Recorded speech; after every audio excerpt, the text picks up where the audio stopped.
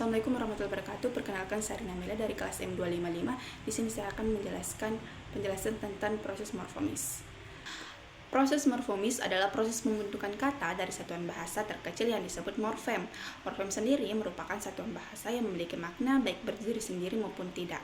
Dalam bahasa Indonesia, proses morfomis berfungsi untuk membentuk kata baru, mengubah makna kata, mengubah jenis kata, kata kerja, benda, sifat, dan lain-lain, dan memperjelas arti dalam suatu kalimat. Secara umum, proses morfomis terdiri dari 3 jenis utama, yaitu afiksasi, reduplikasi, dan komposisi. Afiksasi adalah proses penambahan imbuhan. Afiksasi adalah proses pembentukan kata dengan cara menambahkan imbuhan pada kata dasar. Imbuhan ini dapat terletak di depan, di tengah, dan di belakang atau kombinasi. Nah, prefiksi atau awalan prefiks adalah imbuhan yang diletakkan di awal kata dasar. Contohnya, tambah makan, memakan, bertambah lari, berlari, dan ditambah tulis itu ditulis. Nah, fungsinya itu untuk membentuk kata kerja, menunjukkan tindakan kata atau aktivitas, mengubah makna dasar kata. Nah, adapun infiks atau sisipan. Infiksasi adalah imbuhan dasar yang disisipkan di tengah kata dasar. Contohnya, gigi, gerigi, tunjuk, telunjuk, dan getar, gemetar. Nah, fungsinya untuk membentuk kata baru atau memberi nuansa makna tertentu seperti lebih halus atau khas. Nah, surfiks atau akhiran itu adalah imbuhan yang ditambahkan di akhir kata. Contohnya, makan tambaan, makanan, baca tambahkan, bacakan, cepat tambahnya, cepatnya. Nah, fungsinya itu untuk membentuk kata benda atau kerja dengan menambahkan makna tertentu pada kata dasar. Nah, konfiksasi, awalan dan akhiran, yang dimana konfiks adalah imbuhan yang terdiri dari awalan dan akhiran yang digunakan secara bersamaan. Contohnya, ke tambah indah tambaan, keindahan, pe tambah ajar tambaan, pelajaran, per tambah main tambaan, permainan. Fungsinya untuk membentuk kata benda, memberikan makna yang lebih spesifik. Nah, adapun reduplikasi, proses pengulangan. Reduplikasi ini adalah proses pengulangan kata baik seluruhnya maupun sebagian untuk membentuk makna baru, yaitu pengulangan utuh. Kata diulang secara keseluruhan. Contohnya, buku, buku-buku, rumah, rumah-rumah.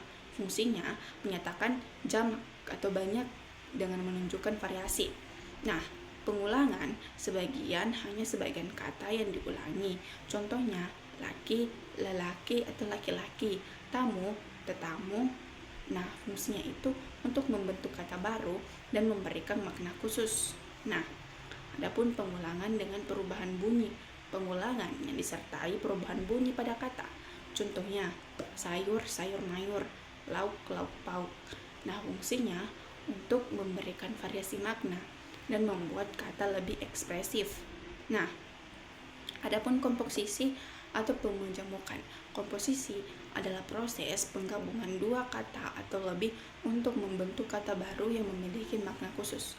Contohnya, rumah tambah sakit, rumah sakit, kaki tambah tangan, kaki tangan, mata tambah hari, matahari. Ciri-cirinya, maknanya bisa berbeda dari kata asal, tidak selalu bisa dipisahkan maknanya. Fungsinya untuk membentuk istilah baru, mempermudah penyampaian makna yang kompleks. Dan itu. Jadi kesimpulannya, proses morfomis merupakan bagian penting dalam pembentukan kata dalam bahasa Indonesia. Yang terdapat 3 proses utama, yaitu afiksasi atau penambahan imbuhan, reduplikasi, pengulangan kata, dan komposisi, penggabungan kata. Ketiga proses ini membantu memperkaya kosakata serta mempermudah manusia dalam berkomunikasi secara jelas dan efektif. Nah, itulah